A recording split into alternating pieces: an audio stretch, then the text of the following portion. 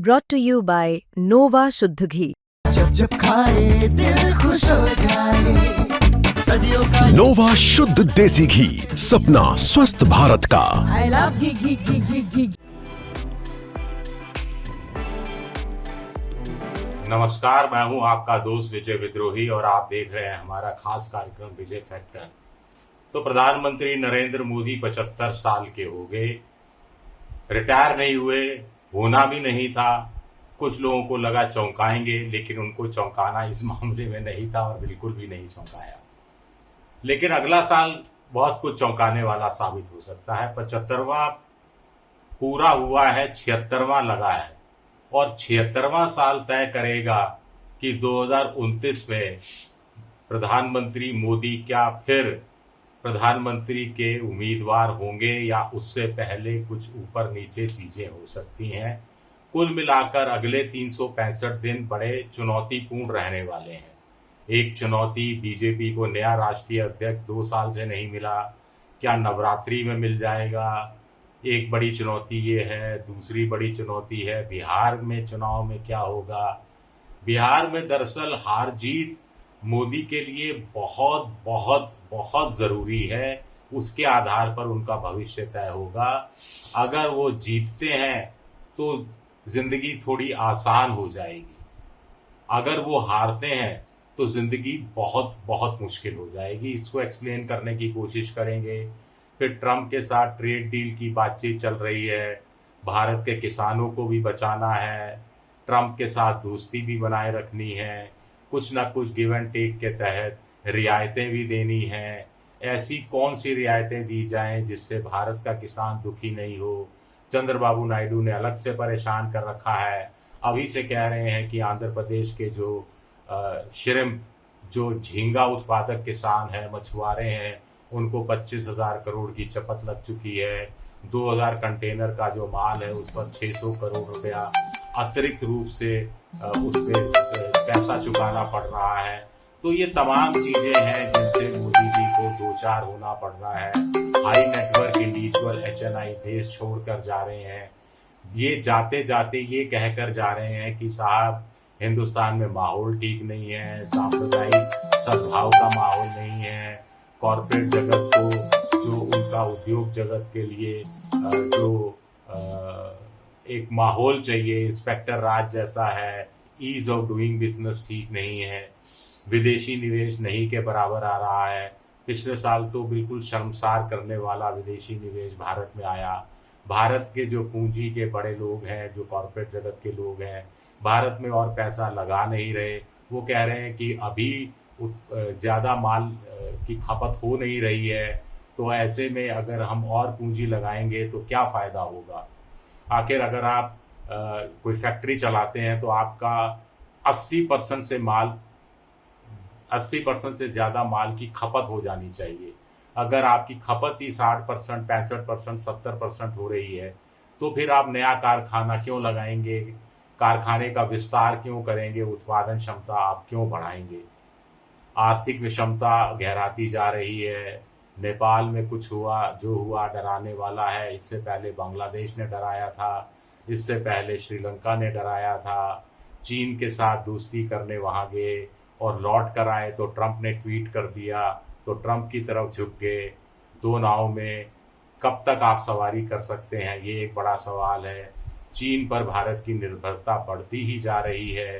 Turbine चीन से आते हैं, सुरंग खोदने वाली बड़ी मशीनें चीन से आती हैं। दवा उद्योग के लिए API जो इंग्रेडिएंट होता है वो 80% से ज़्यादा चीन से आता है। ऑटोमोबाइल सेक्टर में मैग्नेट जो इस्तेमाल होता है वो चीन से आता है। खाद जो भारतीय किसानों के लिए एक तरह से खून पानी का काम करती है वो चीन से काफ़ी बड़ी मात्रा में आती है। तो और हाँ, ये मोबाइल फ़ोन के पार्ट्स चीन से बहुत आते हैं।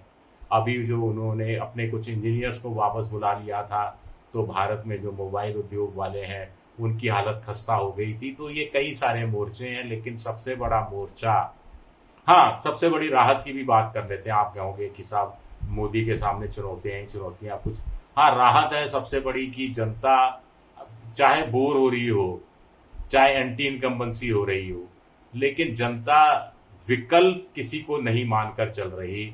विपक्ष विकल्प के रूप में उतनी मजबूती से जड़ें जमाता नजर नहीं आ रहा।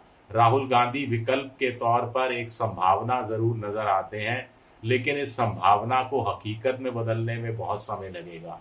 राहुल गांधी के साथ सबसे बड़ी दिक्कत है कि वो चुनाव नहीं जीत पा रहे, और जब तक आप चुनाव नहीं जीतेंगे तब तक माहौल नहीं बनता, और जब तक माहौल नहीं बनता तब तक जनता आपको विकल्प के रूप में देखना पसंद नहीं करती। जनता में भी देखिए, एक मोदी समर्थक है हार्डकोर, एक हिंदुत्व वाला वोटर है, एक बीजेपी का समर्थक है, तो ये तो आएगा नहीं राहुल गांधी के साथ। इसको तोड़ना तो बहुत मुश्किल है। एक फ्रिंज एलिमेंट होता है जो दीवार के दोनों तरफ एक एक टांग रखकर बैठा रहता है कि इधर जाऊं या उधर जाऊं। जो फ्लोटिंग वोटर होता है उसको आप आकर्षित कर सकते हैं अपनी वैकल्पिक योजनाएं बताकर। युवा वर्ग को आप आकर्षित कर सकते हैं टी शर्ट पहनकर। तो इस दिशा में राहुल गांधी काम करते नजर आ रहे हैं, लेकिन इंडिया गठबंधन कभी मजबूत नजर आता है, कभी बिखरता हुआ नजर आता है, कभी अलग अलग सुर में आलापना शुरू कर देते हैं उनके नेता अलग अलग पार्टियों के।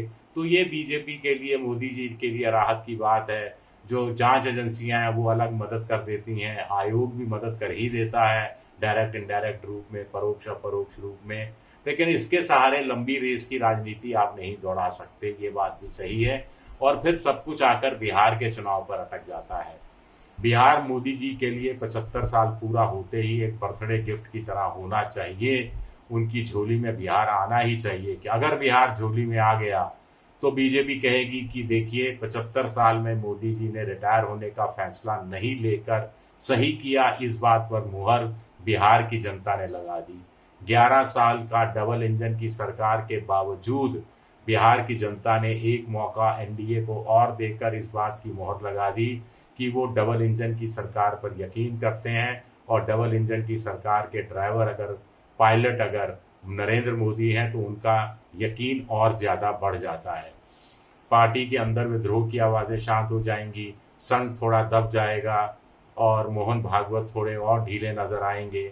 लेकिन इसके विपरीत अगर एनडीए हार जाती है बिहार, बीजेपी हार जाती है बिहार, तो पार्टी के अंदर गडकरी जैसे और कुछ बयानवीर खड़े हो सकते हैं। संघ मोहन भागवत का सुर और कड़ा हो सकता है। राष्ट्रीय अध्यक्ष के मामले में संघ का रुख थोड़ा और सख्ती से परिपूर्ण हो सकता है। पार्टी के अंदर कुछ आवाज़ें उठनी शुरू हो सकती हैं, और एनडीए के बरबक्स इंडिया गठबंधन और मजबूती से खड़ा होने की और ज़्यादा हिम्मत जुटा सकता है। हमें ये नहीं भूलना चाहिए, बिहार के बाद तमिलनाडु, केरल में चुनाव है जहां बीजेपी ना 3 में है ना 13 में है। बंगाल में चुनाव है जहां ममता बहुत मजबूत स्थिति में नजर आती है। उस किले को भेद पाना नरेंद्र मोदी के लिए बिहार हारने के बाद और ज़्यादा मुश्किल हो जाएगा। बिहार जीतने के बाद आसान हो जाएगा ऐसा ज़रूर कहा जा सकता है, लेकिन बिहार हारे तो बहुत ज़्यादा मुश्किल हो जाएगा, ये बात तय है। असम में लगातार 2 बार से बीजेपी की सरकार है, तीसरी बार फिर हिंदुत्व का राग है, हिंदू मुसलमान है। हेमंत बिस्वा शर्मा के जिस तरह के बयान लगातार आते रहते हैं, और जिस ढंग से कांग्रेस ने गौरव गोगोई को सामने खड़ा करके एक तरुण गोगोई के बेटे को एक युवा नेतृत्व में विश्वास जगाया है, उससे असम का चुनाव बड़ा दिलचस्प हो गया है। लेकिन सिर्फ एक असम अगर अगले साल मोदी जीतते हैं, बाकी जगह अगर पार उनकी नैया नहीं लग पाती तो वो भी सब उनके चीज़ें खिलाफ ही जाने वाली हैं। शुक्रिया, मेरा ये वीडियो देखने के लिए बहुत बहुत शुक्रिया।